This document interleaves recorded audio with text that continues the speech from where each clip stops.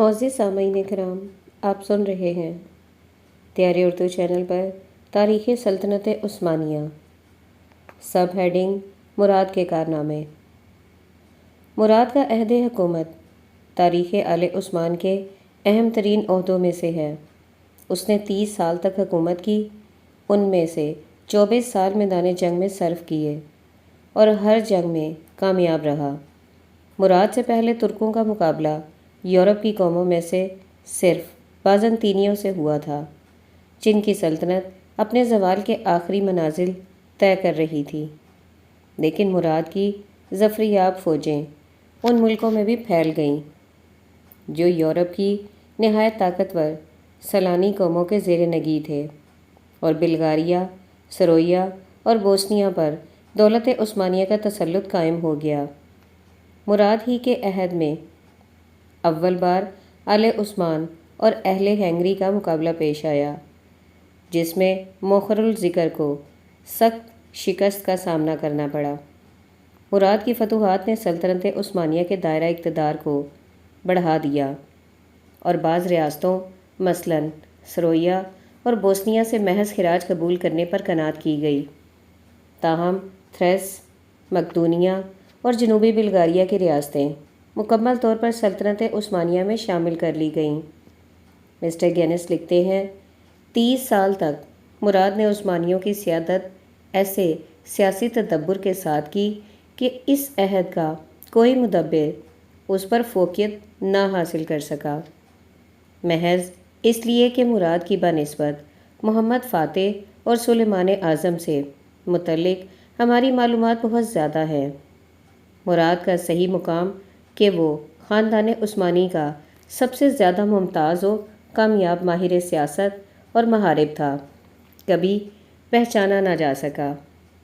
جب ہم ان دشواریوں کا جن کا اس نے مقابلہ کیا، ان مسائل کا جنہیں اس نے حل کیا اور اس کے عہد حکومت کے نتائج کا موازنہ اس کے زیادہ پرشکوہ جانشینوں کے کارناموں سے کرتے ہیں، تو ہم دیکھتے ہیں کہ اگر وہ ان سے بڑھ کر نہیں تو ان کے برابر ضرور ہے۔ جو تغیر اس نے اپنی مدت حیات کے اندر کر دیا، وہ تاریخ کے نہایت حیرت انگیز واقعات میں سے ہے۔ اس کی فتوحات کو 5 صدیوں تک قائم رہنا تھا، 1878 عیسوی کے معاہدہ برلن تک۔ ان میں سے بعض حال کی جنگ بلقان کے طوفان کے بعد بھی باقی رہ گئی ہیں۔ مراد نے مسیحی علاقے فتح کر کے ان میں اسلامی حکومت قائم کی، لیکن عیسائیوں کو بجبر اسلام میں داخل کرنے کی کبھی کوشش نہیں کی، برخلاف اس کے اس نے انہیں پوری مذہبی آزادی دے رکھی تھی، جس کی واضح شہادت اس خط میں محفوظ ہے، جو 787 ہجری بمطابق 1385 عیسوی میں یونانی کلیسا کے بطریق اعظم نے پوپ اربن ششم کو لکھا تھا۔ بطریق مذکور نے اقرار کیا ہے کہ مراد نے کلیسا کو کامل آزادی بخشی تھی۔ یہ اسی کا نتیجہ تھا کہ 761 ہجری بمطابق 1360 عیسوی اور 791 ہجری بمطابق 1399 عیسوی کے درمیان بطریق اعظم کے دفتر میں کوئی ایک شکایت بھی عثمانیوں کے ہاتھوں ارباب کلیسا کی بدسلوکی کی درج نہیں ملتی۔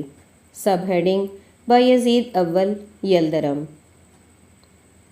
مراد کی شہادت کے بعد ہی جنگ قسودہ کا بھی خاتمہ ہو گیا۔ شہزادہ بایزید جب اتحادیوں کو پوری طرح شکست دینے کے بعد اپنے لشکر میں واپس آیا تو فوج کے تمام سرداروں نے اس کا خیر مقدم کیا اور وارث تاج و تخت کی حیثیت سے اسے خیر مقدم کیا، لیکن تخت نشین ہونے کے بعد اس نے پہلا کام یہ کیا کہ اپنے چھوٹے بھائی شہزادہ یعقوب کو، جس نے اس جنگ میں شجاعت اور فوجی قابلیت کے اعلیٰ جوہر دکھائے تھے، فوراً قتل کرا دیا۔ باپ کی لاش ابھی سرد بھی نہیں ہوئی تھی کہ الفتنۃ اشد من القتل کی آڑ پکڑ کر یعقوب کے وجود کو سلطنت کے لیے فتنہ قرار دیا گیا اور سادھو جی کی بغاوت نذیر میں پیش کی گئی۔ تخت سلطنت کی خاطر آل عثمان میں یہ پہلا قتل تھا جس نے آئندہ کے لیے مثال قائم کر دی۔ سب ہیڈنگ سرویا سے صلح۔ اتحادیوں کی شکست کے بعد بھی سرویا نے کچھ دنوں تک جنگ جاری رکھی، لیکن بالآخر اسے صلح کر لینی پڑی۔ بایزید نے سرویا کی خود مختاری قائم رکھی اور صرف اس کے باج گزار ہونے پر اکتفا کی۔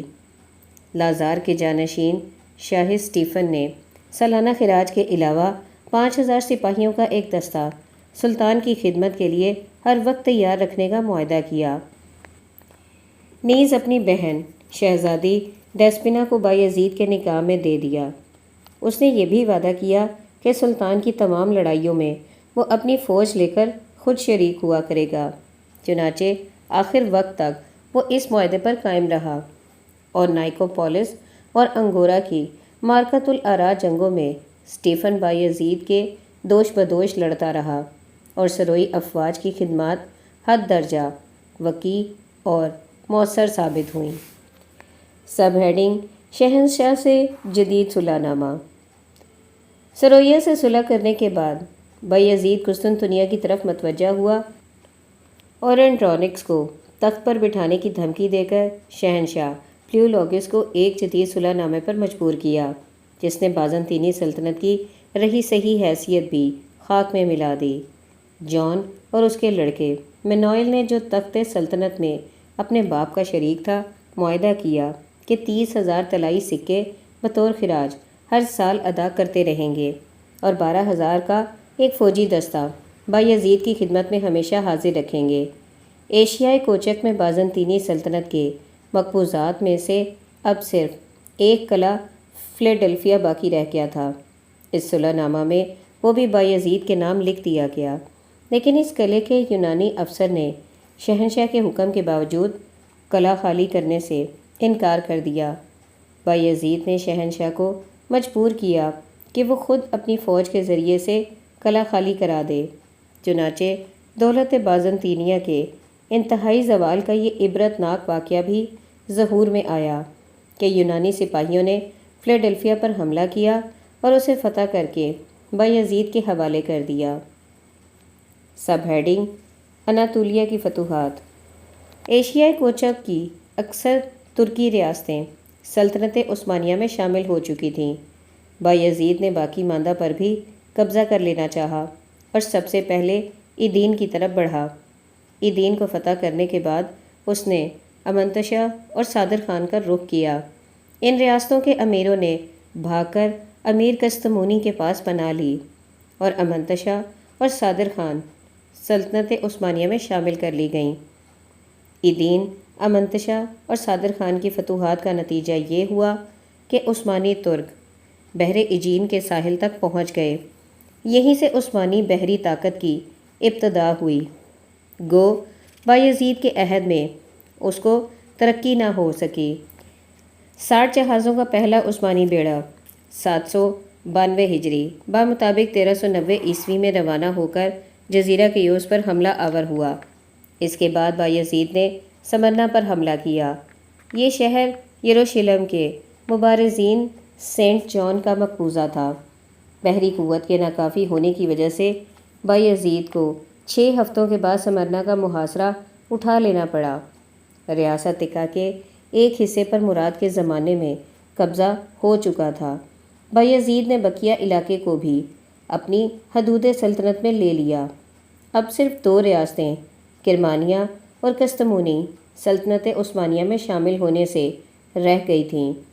بایزید نے کرمانیہ پر بھی حملہ کیا، حالانکہ کرمانیہ کے امیر علاؤالدین سے اس کی بہن بیائی ہوئی تھی، اور پایہ تخت کونیا کا محاصرہ کر لیا۔